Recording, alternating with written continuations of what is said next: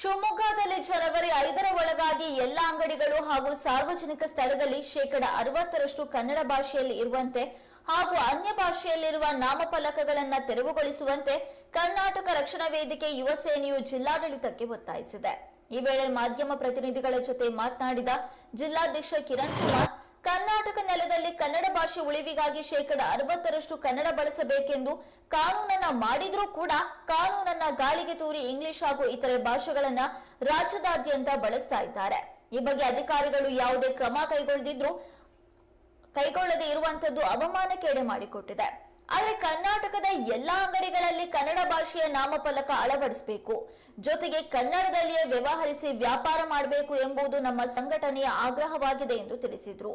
ಈ ಸಂದರ್ಭದಲ್ಲಿ ನಗರಾಧ್ಯಕ್ಷರಾದ ಪ್ರಫುಲ್ಲ ಚಂದ್ರ, ಸಂತೋಷ್, ಕೇಶವ್ ಸೇರಿದಂತೆ ಅನೇಕರು ಭಾಗವಹಿಸಿದರು.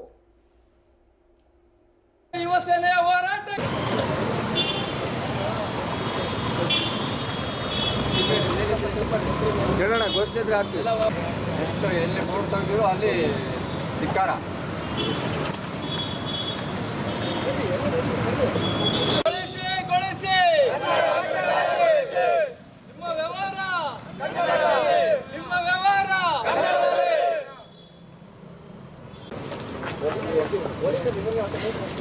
ಸ್ಟ್ರೈಟ್ ಮಾಡ್ರಿ, ಬ್ಯಾನರ್ ಸ್ಟ್ರೈಟ್ ಇರ್ಬೇಕು. ಬ್ಯಾನರ್ ಅಡ್ಡ ಆಗುತ್ತೆ, ಸ್ಟ್ರೈಟ್ ಮಾಡ್ಬೇಕು ಬ್ಯಾನರ್. ಕರ್ನಾಟಕ ರಕ್ಷಣಾ ವೇದಿಕೆ ಯುವ ಸೇನೆಯ ಹೋರಾಟಕ್ಕೆ, ಕರ್ನಾಟಕ ರಕ್ಷಣಾ ವೇದಿಕೆ ಯುವ ಸೇನೆಯ ಹೋರಾಟಕ್ಕೆ, ಕರ್ನಾಟಕ ರಕ್ಷಣಾ ವೇದಿಕೆ ಯುವ ಸೇನೆಯ ಹೋರಾಟಕ್ಕೆ. ಎಲ್ಲ ಫೋಟೋ ಆಯುಕ್ತರೇನಿದೆ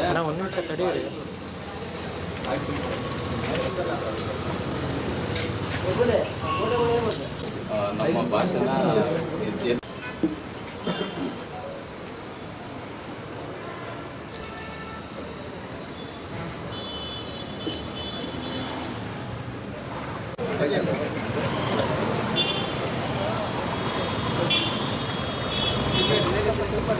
ಕೇಳೋಣ, ಘೋಷಣೆ ಇದ್ರೆ ಆಗ್ತಿಲ್ಲ. ಎಷ್ಟು ಎಲ್ಲಿ ಬೋರ್ಡ್ ತೆಗೆದಿರೋ ಅಲ್ಲಿ ಧಿಕ್ಕಾರ.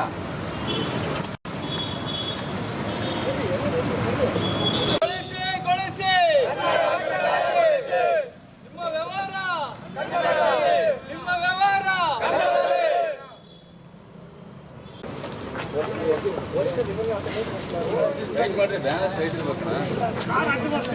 ಬ್ಯಾನರ್ ಅಡ್ಡ ಆಗುತ್ತೆ, ಸ್ಟ್ರೈಟ್ ಮಾಡ್ಬೇಕು ಬ್ಯಾನರ್. ಕರ್ನಾಟಕ ರಕ್ಷಣಾ ವೇದಿಕೆ ಯುವ ಸೇನೆಯ ಹೋರಾಟಕ್ಕೆ, ಕರ್ನಾಟಕ ರಕ್ಷಣಾ ವೇದಿಕೆ ಯುವ ಸೇನೆಯ ಹೋರಾಟಕ್ಕೆ,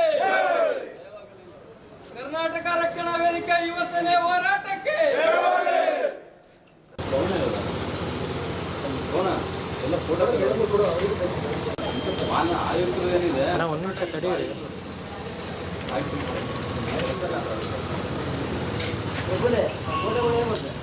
ನಮ್ಮ ಭಾಷೆನ